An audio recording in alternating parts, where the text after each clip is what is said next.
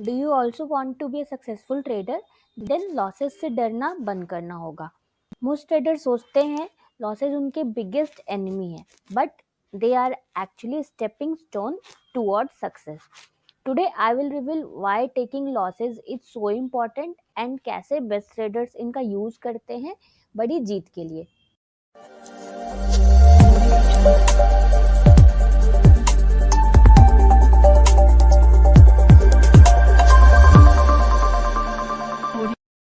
Hello all my lovely traders, welcome to our channel trading की training. कैसे हो आप लोग? आई होप आप लोग अच्छे से हो गए ना, अपनी ट्रेडिंग जर्नी में आगे बढ़े होगे। आप लोग के दुआ आशीर्वाद से हम लोग भी काफ़ी अच्छे हैं। सो चलो फटाफट से स्टार्ट करते हैं आज का बहुत ही इंटरेस्टिंग सा लॉसेस का लर्निंग वीडियो। सो पहले हम समझते हैं कुछ ट्रूथ्स ट्रेडिंग लॉसेस के बारे में। सम हार्श ट्रूथ्स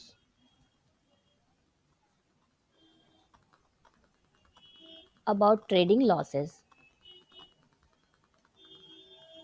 लॉस ऐसा है ना, वर्ड सुन के ही हमें लगता है अरे मुझे तो ये नहीं चाहिए, but actually it is not like that. First truth ये है, एवरी ट्रेडर,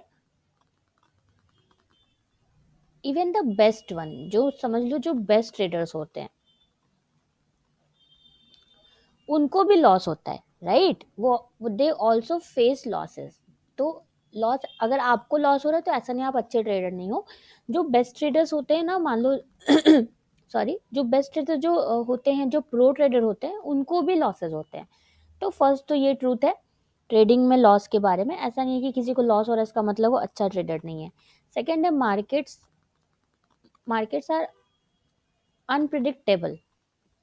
आप कभी भी मार्केट को प्रिडिक्ट नहीं कर सकते हो। मैं हमेशा बोलती हूँ कि आपको ये प्रिडिक्शन वर्ड जो है ना, इसको आपको यूज ही नहीं करना होता है।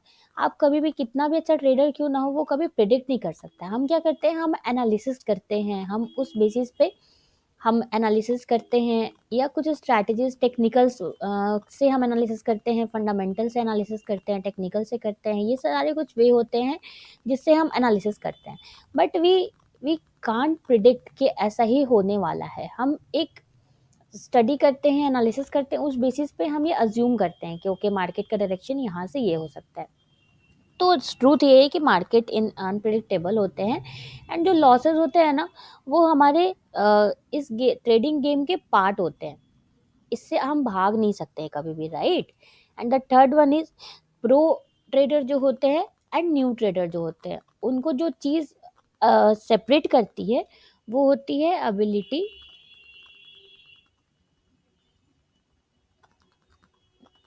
To handle losses properly. आप कितने अच्छे से अपने लॉसेस को हैंडल करते हो, यही चीज़ जो होती है ना, वो आपको प्रो एंड न्यू को डिफ्रेंशिएट करती है। तो आपको यही चीज़ सीखनी है कि कितने अच्छे से आप अपने लॉसेस को हैंडल कर सको, ताकि आप भी प्रो वाले कैटेगरी में रहो एंड आप न्यू वाले कैटेगरी में ना रह जाओ, राइट? अब हम समझते हैं व्हाई लॉसेस आर इम्पॉर्टेंट। आपको लगेगा मैम आप क्या बोल रहे हो, लॉसेस लॉसेस कभी इम्पॉर्टेंट होते हैं क्या? बट येस, लॉसेस सच में इम्पॉर्टेंट होते हैं। मैं आपको बताती हूँ क्यों इम्पॉर्टेंट होते हैं। मैं आपको रीज़न देती हूँ, 4 रीजंस मैं आपको दूंगी क्यों इम्पोर्टेंट होते हैं। फर्स्ट रीज़न होता है ना, लॉस हमें सिखाता है रिस्क मैनेजमेंट करना, जो कि बहुत इम्पॉर्टेंट होता है ट्रेडिंग में। तो लॉस ही हमें ये सिखाता है कि हम रिस्क मैनेज कितने अच्छे से करें। हम अगर लॉस अगर हम लेते हैं ना, तो हम सीखते हैं कि कैसे हम अपने जो भी लॉस वाले ट्रेड्स है उसको हम जल्दी कट करें, कट अर्ली, एंड अपने कैपिटल को प्रोटेक्ट करें। तो मैंने ऑलवेज आप लोग को कहा है कि ट्रेडिंग में ना हमें अपने कैपिटल को लाइक आवर किड हमें प्रोटेक्ट करना चाहिए। जैसे एक पेरेंट कोई भी अपने किड को प्रोटेक्ट करते हैं, इन द सेम वे हमें भी अपने कैपिटल को उसी तरह प्रोटेक्ट करना चाहिए, राइट? तो अगर लॉसेस इसलिए इम्पॉर्टेंट है, फर्स्ट तो ये कि हमें ये रिस्क मैनेजमेंट सिखाता है। तो रिस्क मैनेजमेंट में कुछ मिस्टेक्स भी होते हैं जो आप कर सकते हो। तो हमने आपको रिस्क मैनेजमेंट मिस्टेक्स के ऊपर वीडियो दे रखी है, सेपरेट वीडियो है बिल्कुल। तो उसमें मैंने मिस्टेक्स की बात की है, कौन से वो रिस्क मैनेजमेंट मिस्टेक्स हैं जो आप कर सकते हो, जो आपको नहीं करने हैं। तो आप अगर चाहते हो तो आप वाली वीडियो देख सकते हो, उसका लिंक आपको आई बटन पर मिल जाएगा। सेकेंड आते हैं, ये हमें प्रिपेयर करता है, लॉस जो होता है वो हमें प्रिपेयर करता है फॉर नेक्स्ट अपॉर्चुनिटी के लिए। ऐसा तो नहीं है कि ये एक लॉस हो गया तो फिर अपॉर्चुनिटी खत्म हो गई मार्केट में, अनलिमिटेड अपॉर्चुनिटीज आती हैं, राइट? तो हमें वो नेक्स्ट अपॉर्चुनिटी के लिए प्रिपेयर करता है। हम क्या करते हैं, हमें क्या करना होता है, इंस्टेड ऑफ रिवेंज ट्रेडिंग, मतलब मान लो लॉस हो गया, तो instead of revenge trading, over trading, हम फोकस करते हैं हाई क्वालिटी सेटअप्स, मतलब नेक्स्ट जो भी हाई क्वालिटी सेटअप्स आ रहे हैं उस पे हम लोग फोकस करते हैं। तो ये हमें प्रिपेयर करता है नेक्स्ट अपॉर्चुनिटी के लिए। तो रिवेंज ट्रेडिंग जो होती है, या ओवर ट्रेडिंग होती है, या हाई क्वालिटी सेटअप्स, ये जो भी चीज़ें मैंने आपको बोली ना, ये सारे टर्म्स पे हमने आपको सेपरेट वीडियो प्रोवाइड कर रखी है कि रिवेंज ट्रेडिंग से कैसे बचना है, ओवर ट्रेडिंग से कैसे बचना है। ये सारे बहुत इंपॉर्टेंट चीज़ें हैं। हाई क्वालिटी सेटअप्स क्या होते हैं, अगर आप हाई क्वालिटी सेटअप्स लेना सीख जाओ तब तो फिर आप ट्रेडिंग में आप आगे बढ़ने से आपको कोई रोक ही नहीं सकता है। तो ये सारे बहुत ही, जो भी टर्म्स मैंने बोले ना, ये सारे टर्म्स बहुत बहुत ही इंपॉर्टेंट है। तो हमने इन सब पे ना आपको सेपरेट वीडियो प्रोवाइड कर रखी है। तो अगर आप चाहते हो वो देखना, तो इसके लिए आपको हमारी हाउ टू वाली प्लेलिस्ट चेक करना पड़ेगा। उसमें आपको ये सारी वीडियोस मिल जाएंगी, और भी बहुत इंपॉर्टेंट वीडियोस मिलेंगी। तो आप हाउ टू वाली प्लेलिस्ट चेक कर सकते हो, उसका लिंक आपको आई बटन पे मिल जाएगा। अब चलते हैं आगे। थर्ड वन जो होता है वो होता है, ये लॉस जो होता है ना, वो हमारे अंदर डिसिप्लिन बिल्ड करता है एंड पेशेंस हमें सिखाता है। तो अगर किस कुछ लोगों के पास तो पेशेंस जो होता है ऑलरेडी इनहेरिटेड होता है, बट कुछ लोगों के पास नहीं होता है। तो लॉस अगर आप लेते हो तो ये आपको पेशेंस सिखाता है, इमोशनल कंट्रोल सिखाता है, राइट? इमोशनल कंट्रोल होना बहुत ज़रूरी होता है ट्रेडिंग में, क्योंकि लाइक स्पोर्ट्स ना, ट्रेडिंग भी होता है, वो मेंटल गेम होता है। इसमें स्ट्रैटेजी का पार्ट रोल कम होता है, साइकोलॉजी का पार्ट ज़्यादा होता है। तो लॉस हमें पेशेंस सिखाता है, डिसिप्लिन सिखाता है, इमोशनल कंट्रोल सिखाता है, राइट? हमारे माइंडसेट को ये इम्प्रूव करता है। Now the fourth point is, ये हमें आइडेंटिफाई करने में हेल्प करता है जो भी हमारे मिस्टेक्स होते हैं।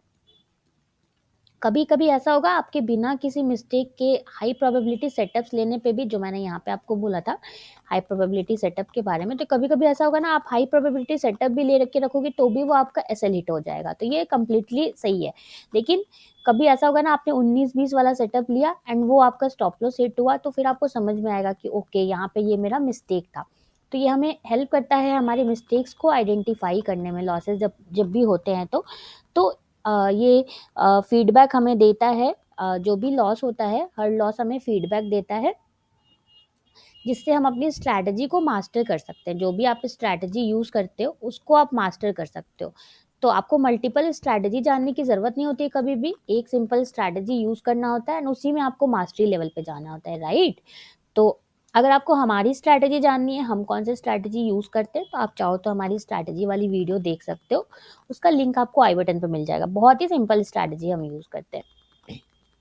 तो ये तो हमने जान लिया कि लॉसेस क्यों इम्पोर्टेंट होते हैं।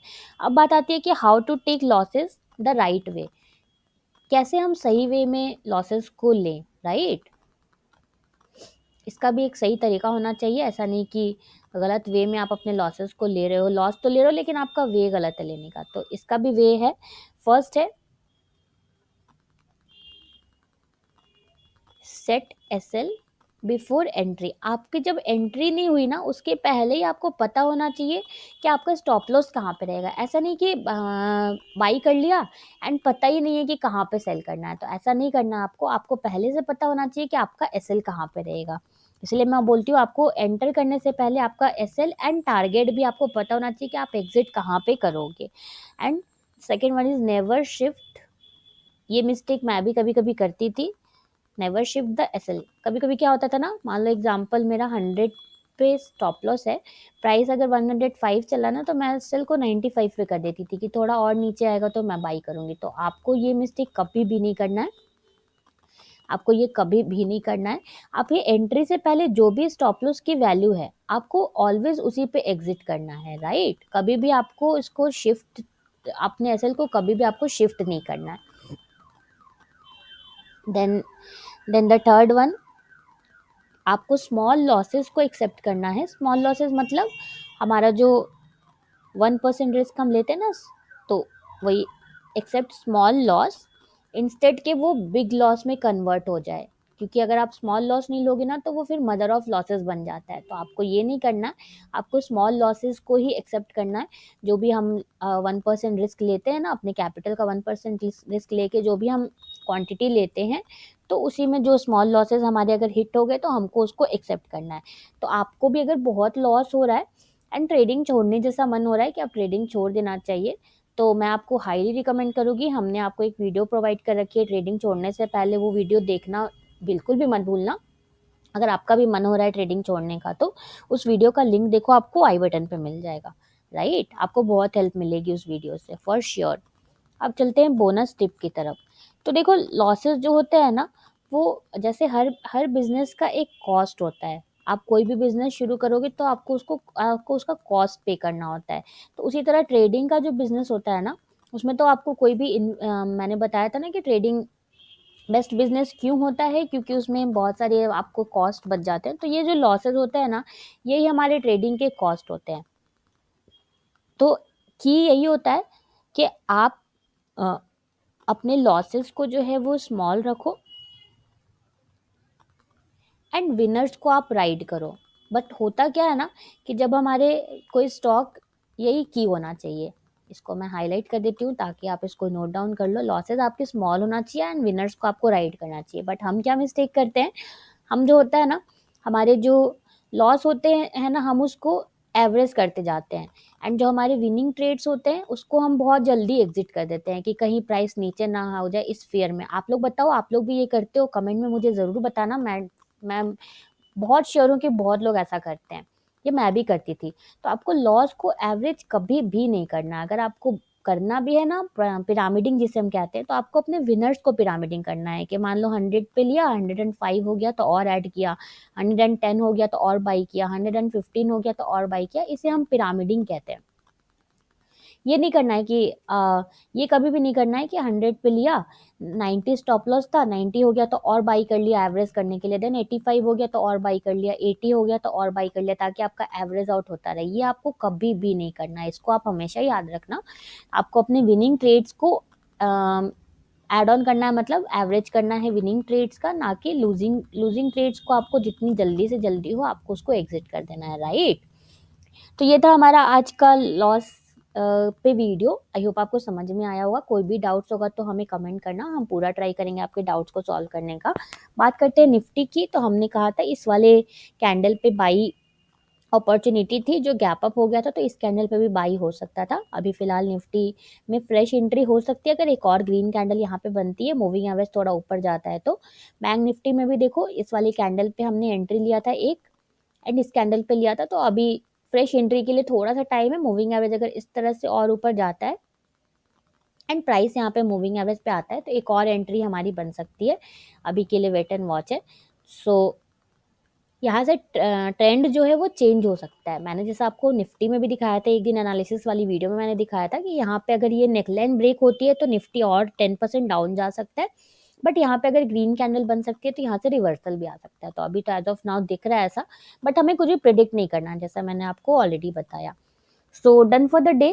मिलते हैं कल एक बहुत इंटरेस्टिंग से नए लर्निंग वीडियो में। अगर आपको हमारी वीडियो अच्छी लगी है तो प्लीज़ प्लीज़ प्लीज़ हमारी वीडियो को लाइक शेयर करना। आपका 1 सेकेंड लगता है लाइक करने में, बट आपका एक लाइक हमें बहुत मोटिवेशन देता है। सो प्लीज़ प्लीज़ प्लीज़ हमारी वीडियो को लाइक शेयर करना एंड इस चैनल को सब्सक्राइब करना बिल्कुल भी मत भूलना। Thank you for watching.